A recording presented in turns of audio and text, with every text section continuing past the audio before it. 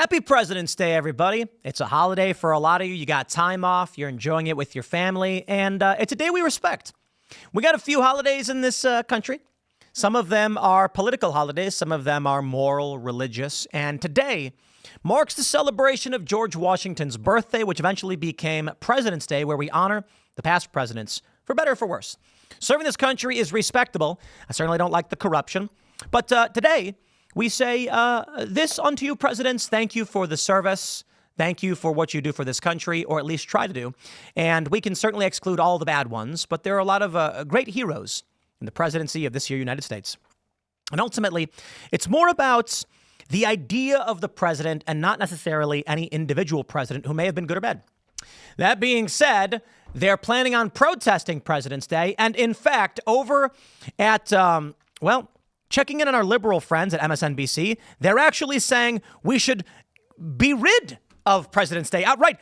No more President's Day. Why? Because we don't want to celebrate Donald Trump.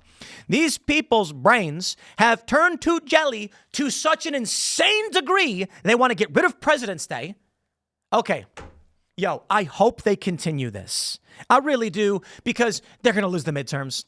David Hogg is corrupt. No more holidays for you because Trump is bad. Wow. Well, I'll play the clip for you guys, and then we'll talk about these protests. Make sure you follow at Timcast News on X, breaking all of the most important stories in cultural politics. And also, of course, check out castbrew.com. Pick up a delicious bag of Stand Your Grounds coffee. We sponsor ourselves here at Timcast with Cast Brew Coffee. Hopefully, with your support, we're going to have thousands of locations owned by you, the franchisees, in which people can gather, share ideas, and we build that sphere of influence. That's the game plan, my friends. Also, don't forget, go to timcastpremium.com to sign up for Rumble Premium to get access to our green room, behind-the-scenes, uncensored podcast show. The other day, we had Roma Nation, born and bred of the Timcast Discord server, now a podcast appearing on Timcast IRL. Not to mention Nate Kane, a whistleblower who says after he exposed the Clintons, somebody tried to kill him. That's available at rumble.com/TimcastIRL. You can always join the Discord server at timcast.com. But here's the clip now from MSNBC. I had to listen to it, and now you do. But let's be fair, there's a bit of schadenfreude in watching them freak out. All right, so the headline here is presidential historian says President's Day is ridiculous. We should scrap it? What do you mean? It is a little bit silly. I mean, we have had some real duds, so I'm not sure we really want to be celebrating all presidents. And the tradition actually comes from celebrating birthdays, which is a celebration that we inherited from celebrating the king. And I'm just not sure that that's exactly what we want. Yeah, I'm not sure that we necessarily want to celebrate the people. I think that we want to have a certain respect for the office. I totally get that.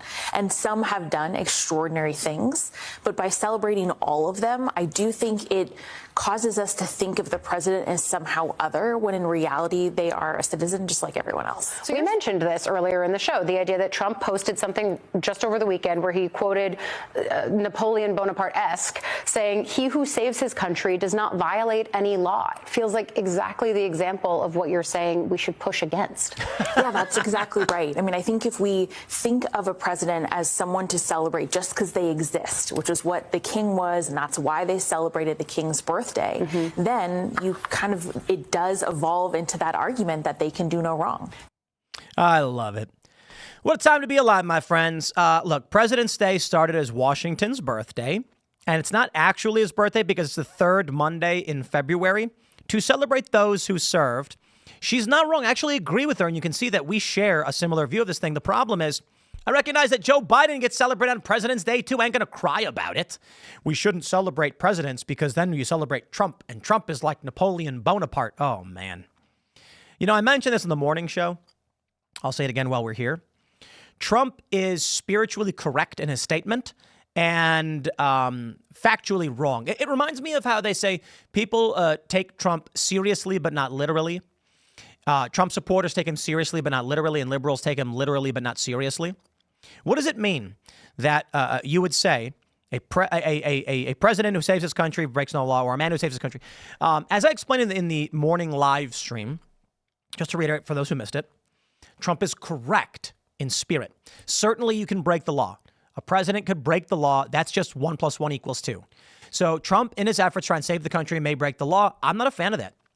Abraham Lincoln broke the law to the most extreme degree imaginable, suspending habeas corpus in a corridor from Pennsylvania to D.C., the arrest of the Maryland legislature. I mean, the invasions that we saw outright, the conscription, many argue would be against the law. Those, I'm going to say, well, I don't know, but arresting Maryland legislature, that's crazy. And that's what the government was doing. And a suspension of habeas corpus? Like, they were literally just grabbing and arresting people without charge or trial. One guy got held for years. Do we look back on Abraham Lincoln and say, man, that guy was a criminal who broke the law. He should have been criminally charged? No, we say he saved the country. That's the point I believe Trump is trying to make. That throughout history, when a country is in peril but is rescued by an individual, we don't look back and say, look at all the crimes committed. I am not a fan, on the surface, though, of Trump being like, I'm going to break the law to do what I think is right. No, we have to win this one morally and ethically and through the system that exists, which is extremely difficult. And so far, Trump's done that. We don't need lawbreaking. But I digress, my friends, on this, the most auspicious of days. I say that all the time because Trump just keeps winning. But here we go. Protests are being planned on President's Day, at least in Phoenix and in other areas.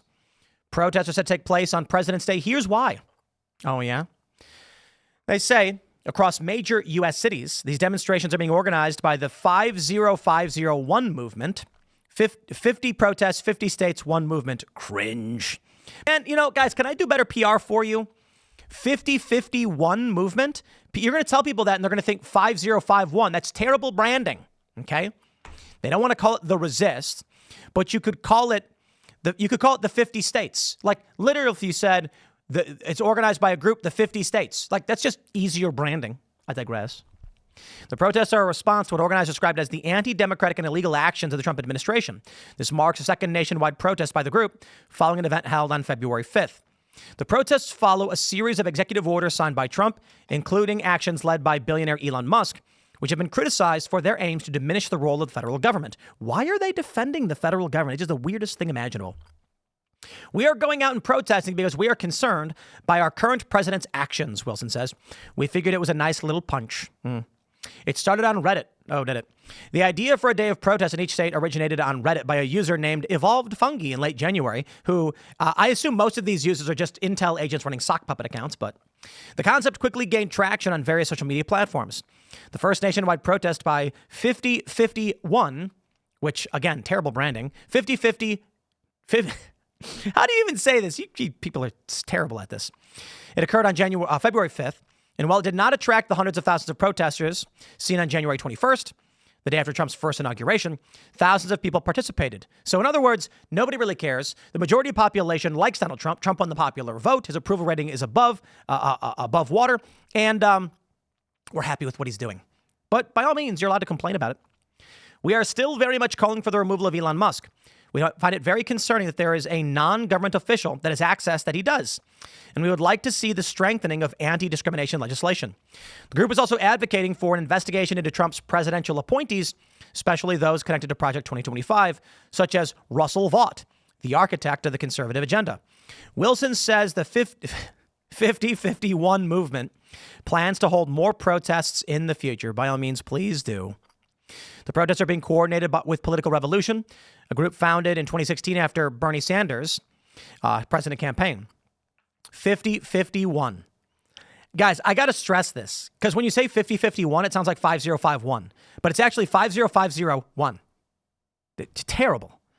The group consists of volunteers who have been on the front lines of justice, marching in support of Black Lives Matter, women's rights, LGBTQ plus advocacy, and disability rights, the organization says. The group says it's not affiliated with any political party, and they describe Monday's protest as a call to action. For what? For what, man?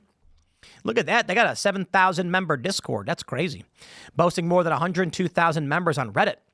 Additionally, Smart Girls, an organization founded by comedian and actress Amy Poehler, and producer Meredith Walker, has promoted the upcoming protests. Oh, cringe. Local and state Democratic lawmakers have also supported the protests. During the February 5th protest, several Michigan State House Democrats joined demonstrators at the state capitol. Well, I hope they keep it up. You know, I said it before, and I'll say it again. Man, we are going to sweep the midterms if they keep doing this stupid stuff. It's President's Day. It's a bank holiday. People get to take off. They get to spend time with their families. You get a 3-day weekend. But no, Democrats say no. Donald Trump is now president, so we shouldn't celebrate this day. By all means, y'all can go back to work then. If you don't want to celebrate Donald Trump, don't. Go to work so that I can get a delicious meal on this day that is normally a holiday. Or I can go to the bank, I guess. Look, man, don't be silly. People are allowed to protest. I got no problem with it. But I love how it's just so cringe. We're like, maybe we shouldn't celebrate President's Day anymore because Trump is president. And I'm like, how are these people so thick? It's so obvious. They're only saying it because of Trump. It's the stupidest thing in the world. Do they not realize that Trump won't be president 4 years from now? Oh, they probably think he will be, so I guess we'll see. Smash the like button. Share the show with everyone. You know, we got more segments coming up today. Stick around, and we will see you all shortly.